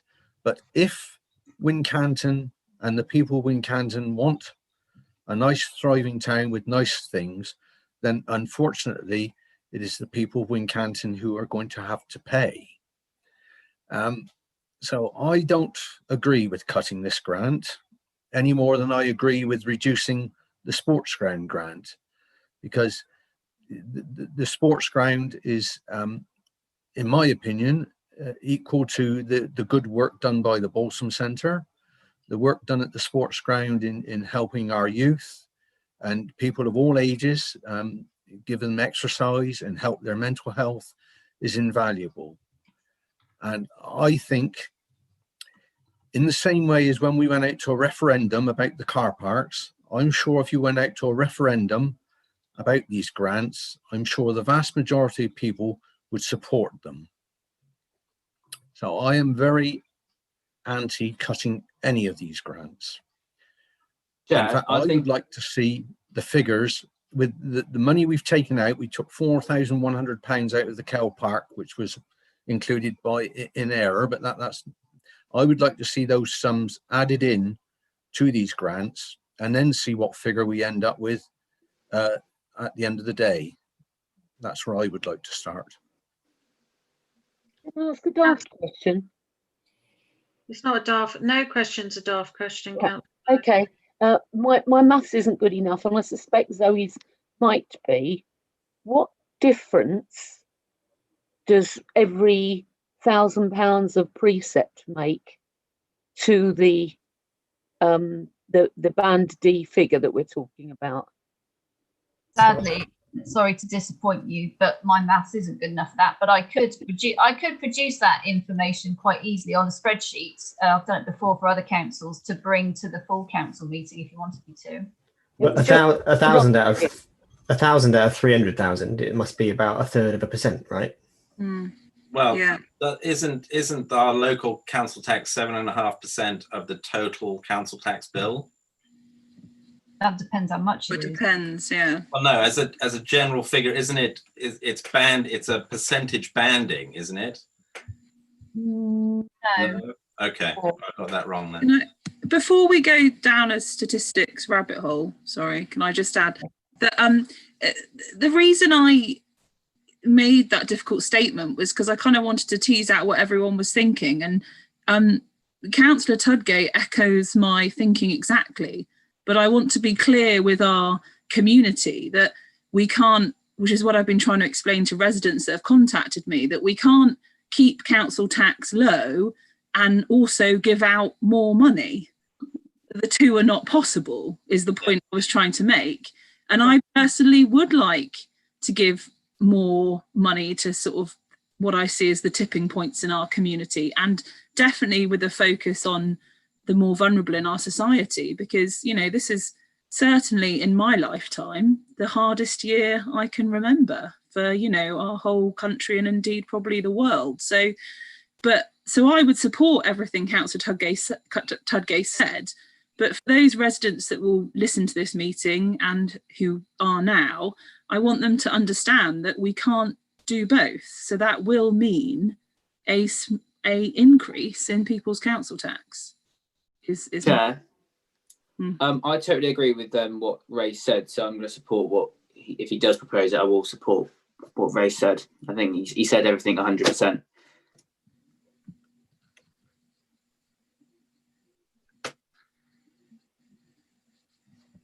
So let's just be clear.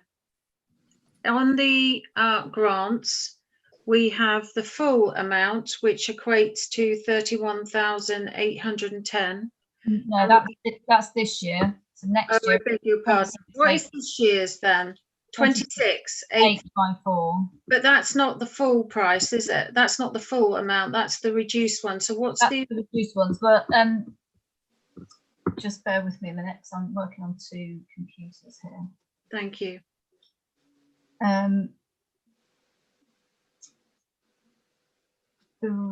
yeah, the recreational trust asked for 10,000. So if that goes in there,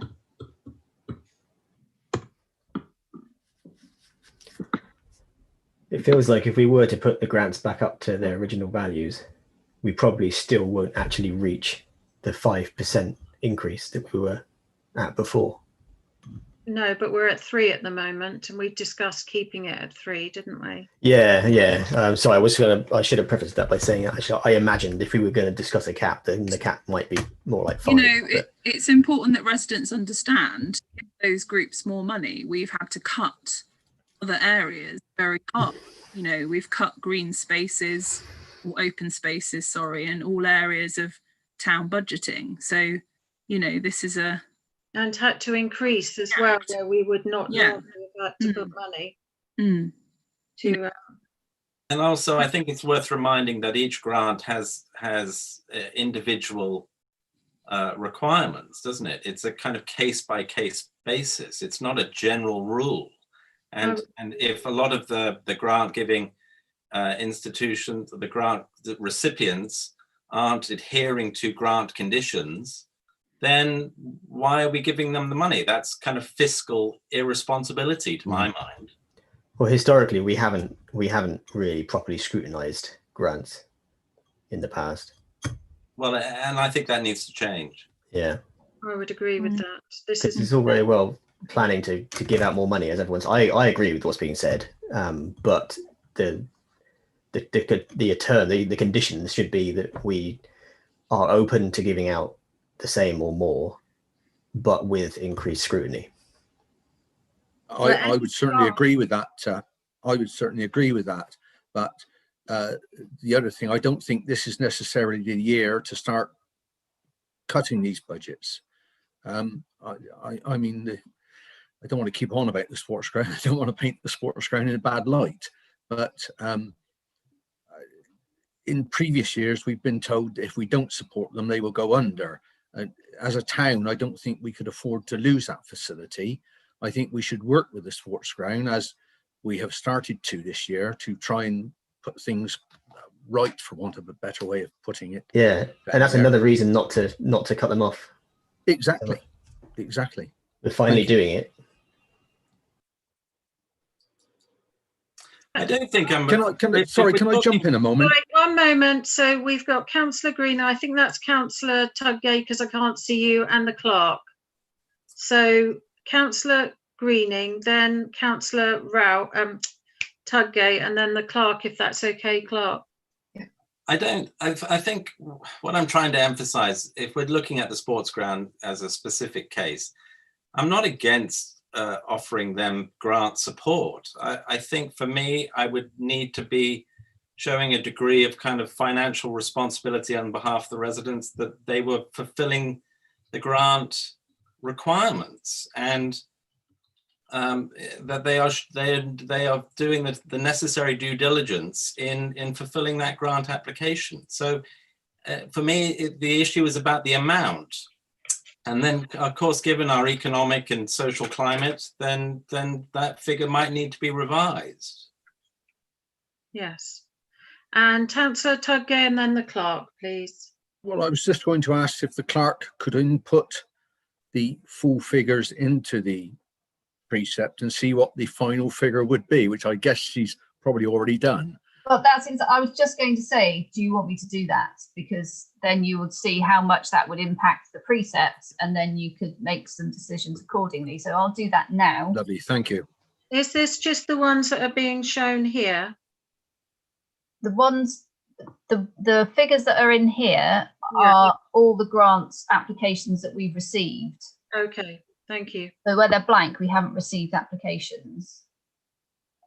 Bolson's, yeah, so that's that. I've put them back to. That's not entirely correct though, is it? Because haven't the magazine submitted? Oh, yeah, there's that as well. And also I'm concerned that we have discussed not. So okay, put it in, and then we'll have this discussion now. But we're not making any decisions, are we, Sue? So no, but we will need to make a decision, because on the 25th we have to sign the to submit. Right, so I'm just going to check again to make sure I've got everything in there that I've got on the other spreadsheets. And also, didn't Citizens Advice Bureau submit a grant? Yeah, that was for 3,000 or 2,000. 2,000. May I just say about citizens' advice that, as I understand it, was to cover the room hire and the travel of the advisor that came to the Balsam Centre. That's not happening at the moment. So, you know, that may not be needed, as it were. I'm not saying they won't say they don't need it, but it wouldn't be for that particular purpose. Yeah, but we should not include them. If we're doing this, we have to do the whole process and then go back through this. They're already up there. Is it? They're up the middle. Row 73. So, Okay, yeah, we'll take the notes. Oh, well spotted. I was looking for South Somerset. Right.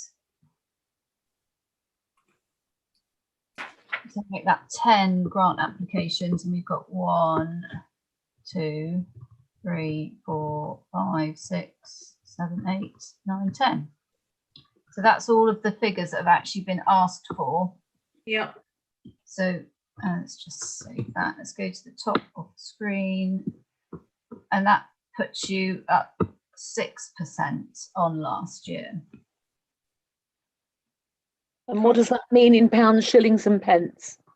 £17,675 more than you asked for last year.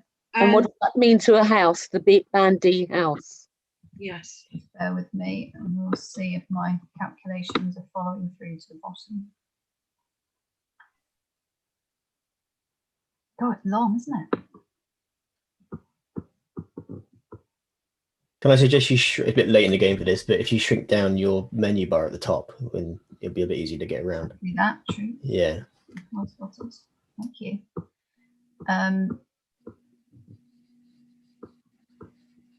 So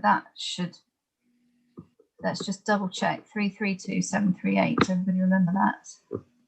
332738. So that's right. So that would mean that a Band D property would be paying £154.43, which is £9.14 more per year. £9.15 rather. So that's a year. Yeah. So that's 76p more a month on a Band D property. Right.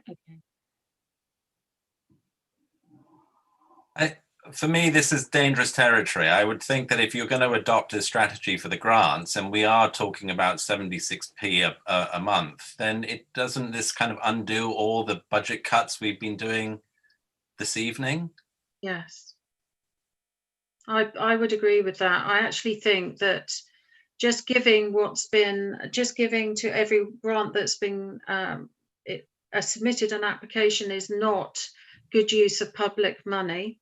And I would say that we need to review again the list and who submitted a grant application and whether we give it a full allocation or a reduced allocation. And if it's reduced, have a good reason for that reduction. Mm-hmm. That would be. I agree with you on that, Sue. And also, let's also remember that organisations in the town that are being impacted by COVID are also receiving grant funding. A second grant funding has been released. So we are not the organisation that is there to bridge the gap between a business functioning or not. But we do need to recognise the benefit to each one of those grants will bring to our town and to our residents. And ultimately, that's where we're coming from, the spend of public money and the good spend of public money. So in terms of an increase, it's up to council. My view is we need to go back over the list again and rationalise it. Because it's... Chair, can I say something? I can't see you, sorry, Councillor. Sorry, it's Councillor Ralph. I, in my experience, have been involved in a lot of grant making bodies, and as new councillor, or newish now, I find the process of being an open-ended amount to give out very odd and very unusual. I've never come across that before, which is kind of why I've been making these points tonight. It would be much more common to have in a budget an amount allocated of which you think you give out, and then to make those decisions accordingly. And that then makes those decisions much more driven by need. Yes, I agree. So can I propose that we consider that? And the clerk has their hand up. Yes, Clark, sorry, I was looking at the paperwork. At the moment, the grant applications that you've got are based on the grant application criteria that they've been given, which is the criteria that are published on the website. If you want to change those criteria next year, then you can do that. But I think you need to consider whether or not basing the amount of money you want to give out on these grants this year. Really, you have to base your grant giving on the policy that you have currently in place. Any changes to it in the future, whatever they may be, then future grants can be based on the new policy. But currently, you need to really be giving these grants based on the policy that you have now. And that is that there is very clear evidence of how that money will be spent. Is it not the case? I've got something important to add. Yes. I've just received a message from Liz Carter. The word has removed its grant application in full. Please instruct them to remove it from Precept immediately. Does Liz Carter represent the word? I understood she was no longer part of the word any longer. If they want to do that, then they're welcome to send me an email, and we can do that accordingly. I think really at this stage you need to be deciding what figures you want to put in here, and if you all agree that you need to change the way the grants are dealt with in the future, then that's fine, and we can go ahead and do that. But I'm quite conscious not only of the time tonight, but of the time that we've got to submit our Precept request. It has to be submitted by the 31st of January. So I would really like to see a quite robust draft budget produced tonight, which people will be happy to recommend to the full council next week, because that is literally the last chance we've got to agree the Precept. Thank you. That's the bag. Just very quickly, Liz has come back and said she is a director registered at Companies House. Withdraw it now, please. Okay. Clark, can I maybe say what I was proposing, and then you can tell me if that's against our policy or not, and if I'm way off the mark. What I was proposing was, if we want to keep the Precept difference at 3%, we understand what the total amount that we can afford to give in grants is. Yes. And then give the grants accordingly to that amount as a cap. That was what I was getting at. Yeah, okay. So I'm just looking at my other screen now. So to keep it at 3%, you would be looking at having a total grant pot of 26,854. Okay. Which is the figures that were in there originally before I put in the actual amounts that have been requested. So can we take out, noting that we haven't had formal notification in writing, the 3,500, and that is on the premise that yes, Councillor Vag. Sorry, Ms. Carter says she did notify the town hall, and I said, when was that? When was that? She's still a director of it. She's just not the editor. Thank you for that. We will investigate that, I'm sure, tomorrow. Let's go back to this. It's 53 minutes to the hour. We need to make some decisions. So currently, what is the percentage having removed the 3,500, please? 4%. 4%. So we're still 1% if we're still going with the 1%.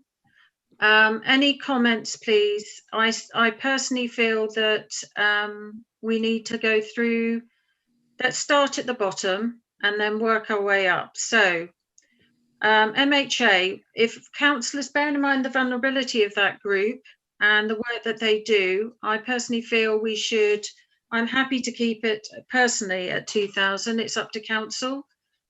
We could reduce it slightly. Yes, Councillor Vag?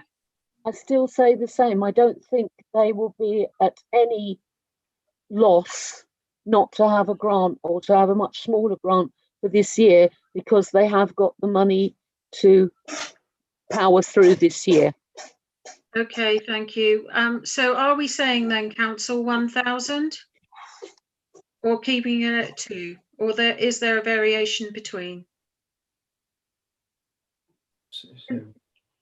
We need people to speak up, please, because we're running out of time. I think on the index of vulnerability that they are high. Okay, let's leave them at 2. Yeah. Can I ask council? Chair, can I say something? Yes, but can I first, Councillor Tudgay? We are 55 minutes to the hour. Our meetings are 2 hours. Can I ask from council a confirmation you wish, those that are members of this meeting, to confirm if you wish to continue? And if so, can I have a proposer to continue just past 9 o'clock so we complete this process? And a let's do it. Proposer, Councillor Smith. Seconder, Councillor Shelbourne Barrow. Vote from the committee. Can you sound off, please, because I can't see you all. Yes. Dave's in. Yes. Thank you. Yeah. So that's from all of the membership from the committee support our extension to complete this process. Is that noted, Clark? Yes, I've got that. So that you know, now once you've taken the word out of there, to get back down to 3%, you need to reduce the total amount you're giving in grants by £4,755. Thank you. Councillor Tudgay, you wish to speak. I'm sorry I interrupted you. No, that's fine. That's fine. So if we took £2,000 off the sports ground and £2,000 off the Balsam Centre, Yeah. we would almost be there. Yeah. Didn't we take, wasn't the citizens' advice completely removed before? Yes. Because I think Vicky said something to the effect that we might not need to. They have got a very large grant, haven't they? Anyway, SSDC could have given them 120,000. Yes, Councillor Vag. It's a brilliant service for those people that can't get in to Yeovil. This is under normal circumstances, but as I say, they're not offering the service at the moment. If we get back to normal by halfway through the year and they start offering the service again, if you can't reduce it entirely, reduce it to £1,000 just this year. Can I just say that, yes, Councillor Rolfe, that did they not miss the deadline? They did, yes. And I do feel strongly about these things because everyone else met that deadline. Okay. Things are important. Okay, so in terms of governance, we'll reduce it to 0, noting that. Is everyone in agreement? Yeah. Yeah. Okay, moving up. So that's now 0, Clark. Yeah. The Gardening Association, do we still wish to keep it at 450? Yes. The Wincanton War Memorial, which is electricity, as I understand it, do we wish to keep it at 755 or reduce it down? Because it's for electricity, not people, although it's important, obviously. No, it's not for electricity, is it? They're paying that. I thought it said for the actual lighting, or maybe I've misunderstood then. Yes, lighting, the electricity from the hall. As in the memorial hall. The infrastructure. Lighting for the war memorial. The actual memorial itself, isn't it? Yeah. So do we wish to keep it the same, or do we wish to, we had it, I think. Chair, yes, Chair, it's to put a light to illuminate the war memorial. Yes, okay, a light to illuminate it. So, council, do you wish to support it or lower the figure or remove it? I would support it. Support it. Anyone saying differently? No, let's moving on. I think the cat bus, I think this is a great resource for those who are vulnerable in the community. I think we should keep that the same under the guidance of vulnerability. Yeah. Thank you. Wincanton over 70s lunch. That should stay the same, I believe. Yeah, definitely. I still feel we I need to think differently about that to ensure that vulnerable people get a place at the table, so to speak, first. That's not our gift, though, is it, Chair? It It's is the our people gift how we set the criteria. If we work with the health centre, village agent, and other organisations in the town to identify yes, those. but it's the people who organise the lunch that set the criteria. Surely, isn't that us? No. Who then? No, it's not. It was originally organised by Mr. Winder, and it's now organised by Mr. Winder and the deputy clerk. But not in her role as deputy clerk. No. Right, if we're keeping that the same for the over 70s, then that's up to council. We still need to revisit it, I feel, to make sure that to understand where that money is being used as it's public spend. The museum, £300, is that the total that they asked for? Yes. Ask what they need it for, because they're not open at the moment. And do they pay rent to the library, and do they pay their own electric? They're given the premises for nothing, then I don't think they need anything. Sorry. They've just said it's for running costs for the museum. What running costs? Running of museum. Yeah, but I'm asking what the running costs are. Well, I don't know. That's the information that we've been given. And again, yeah, this all comes down to beefing up the grant criteria possibly for next year. So do we wish to reduce it down because of COVID? It hasn't been opened this year? No. Keep it the same. Very small amount, isn't it? Yeah.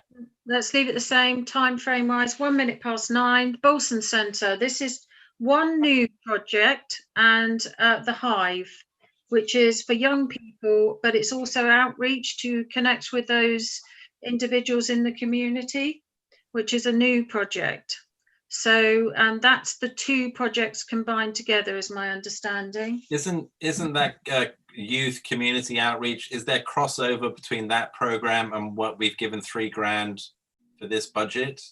No, they're different. The 3,000 is for outreach engagement to then inform a future project. Oh, right, okay. But this is doing the job on a day-to-day basis. So I would be expecting Young Somerset and the Bolson Centre to be working together. Right. To get more value out of it. And the other one, the Hive, is related to young people's project in the town that will also link with health and social health and well-being. So it's broader than that. Again, I think this group, the young people, have been one of the groups in this town that have had a very difficult time over COVID. And it's not an area that we've invested funding in an awful lot in the past. We did the Hive last time, but actually I do think this is important to support in our town, actually demonstrating recognition of these young people in our community. I think it should be kept as it is. Any view? I would agree with that. Thank you. And the final budget is... Hang on, Chair. I would like to see £2,000 taken out of that grant. Right. I would like to see £2,000 taken out of the Balsam Centre and £2,000 taken out of the sports ground grant. Treat them equally. Do we see what happens if we take 1,000 out of each? Well, yeah, I think we only need one out of each, don't we? Should I do that?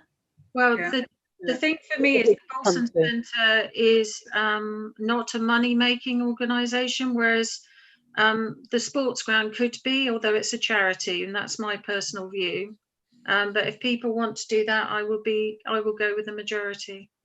I think it's definitely right to treat them equally, because we're on about all the mental health and the Balsam Centre is a massive resource for the town. But the sports ground is equally a massive resource for the town. And I feel like it's not just for the young people, as the bowls sometimes to be used for, just for the young people. The sports ground is used for everyone. So I think it's fair to treat them equally, as Ray said. Okay, can we take 1,000 off each, please, and then go to look at the total at the top? Thank you.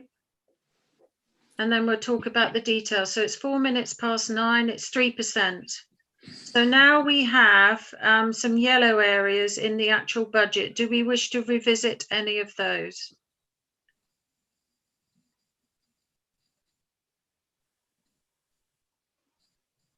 So that was your Coney Gore, your picnic area, and your Rixon View, and your grip bins. Do you wish to keep those the same, councillors? Yes. Okay, thank you. Is it the picnic area and Rixon's View? Are they the one around? Because I could have sworn it was 500 for the Coney Gore and Rixon's View. Or did I mishear that? We did have, yes. Yes, this picnic area in Rixon's was 5, and the other one was 250. Thank you. Like that. Okay. Yeah, same money, just to reorganise. Thank you very much. No, it was Coney Gore 250, picnic area 500. I didn't think that was the case. No, I thought it was that. No, it was definitely, yeah, I remember it. I just put them in the wrong thing. Okay. Any other comments on any other areas? So it's 3%. What I would say is each of the grant applications, if at council they're approved, will be written to, and we will not be releasing money till the final paperwork is provided associated with those grants. Is everyone in agreement with that? Oh, it's 3.2. Yeah, I've just added some decimal places, so it's 3.3%. But you know. Okay, well, it rounds up to 3 in all intents and purposes. Yeah. Any other comments, councillors? What does that come to around D now? Okay, let's go and have another look.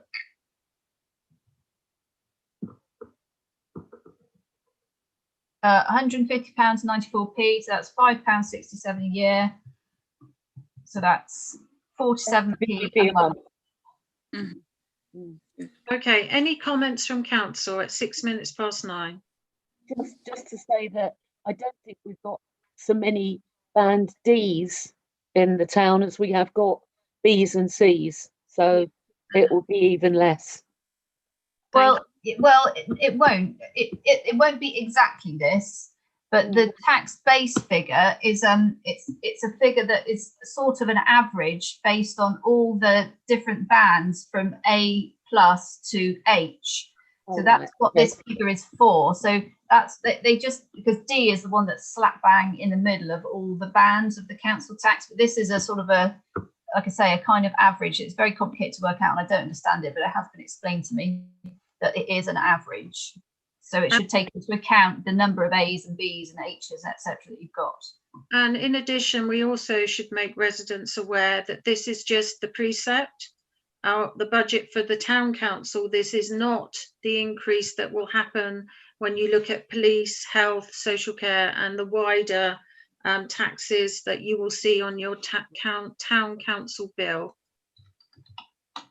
Just for clarity purposes. Right, so in terms of this meeting, we've completed the agenda.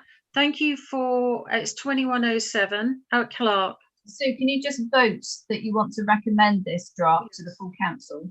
Yes, thank you. So those that are able to vote, and you know who you are, I would hope. I can't see you all. Oh, so hey, let me stop sharing, then you can see. Yes, thank you, because I can't see everyone. Thank you very much.